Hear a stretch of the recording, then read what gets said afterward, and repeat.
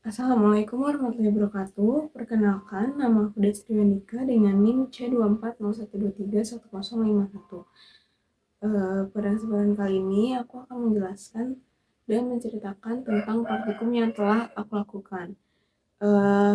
Untuk praktikum kali ini itu materinya tentang reproduksi. Yang pertama ada tingkat kematangan gonad.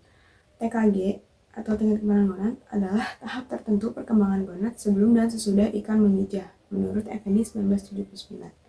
Penentuan IKG atau indeks kematangan gonad dan TKG merupakan bagian terpenting dari konsep biologi perikanan. Informasi ini berguna untuk mengetahui perkembangan antara gonad yang masak dengan stok yang ada di perairan, ukuran pemijahan, musim pemijahan, lama pemijahan dalam satu siklus. Dengan mengetahui ini, kita dapat memprediksi tingkat rekrutmen dan pengelolaan sumber daya di perairan. Kematangan gonad tidak sama dari tiap ikan. Ikan yang periode hidupnya pendek akan cepat mengalami kematangan, begitupun sebaliknya. Penentuan tingkat kematangan gonad dapat dilakukan melalui dua cara. Yang pertama itu secara morfologis dan histologis.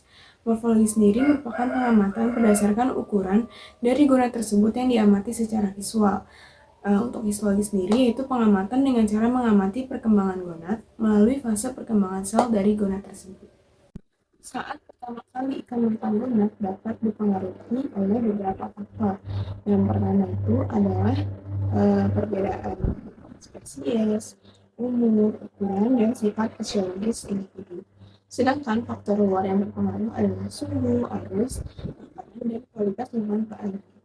Adanya individu yang berjenis kelamin berbeda akan memijah pada tempat berpijah sesuai.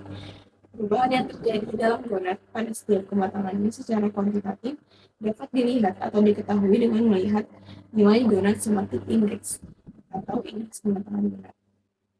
IKG atau indeks kematangan gonad nilainya itu dalam persen, yang mana ini adalah sebagai hasil perbandingan berat gonad dengan berat tubuh ikan. Pertumbuhan IKG akan sama dengan proporsional dengan TKG. IKG akan jadi maksimal pada saat akan terjadi pemijahan. Indeks gonad merupakan indikator untuk mengukur kematangan seksual ikan.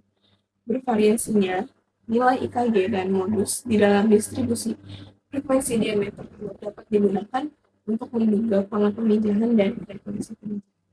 Selanjutnya adalah mobilitas. Mobilitas adalah jumlah telur masal sebelum dikeluarkan pada saat ikan memijah atau disebut juga dengan fertilitas mata. Nah, untuk metode yang dilakukan untuk fertilitas ini itu dilakukan melalui tiga cara. Yang pertama itu adalah cara fertility, volumetri, dan untuk fertilitas sendiri itu yang pertama menyiapkan gonad terlebih dahulu, kemudian mengukur berat total dari gonad tersebut. Gonad dibagi menjadi tiga bagian, yaitu bagian anterior, middle, dan posterior. Nah, untuk anterior sendiri itu ini kan anterior itu adalah bagian yang sama, bagian atas, kemudian ini middle, dan posterior. Nah, untuk setelah dibagi menjadi tiga bagian, kemudian diukur lagi berat subgonad itu sendiri, kemudian mengambil masing-masing 0,1 dari subgonad itu, kemudian dilihat. Setelah itu baru menghitung bentuknya. Nah, untuk cara yang kedua itu adalah volumetrik. Volumetrik juga sama, dibagi menjadi tiga bagian terlebih dahulu, kemudian dilihat, tapi dalam volumetri hanya mengambil 20 kertas dari gonad yang sudah dibuat itu.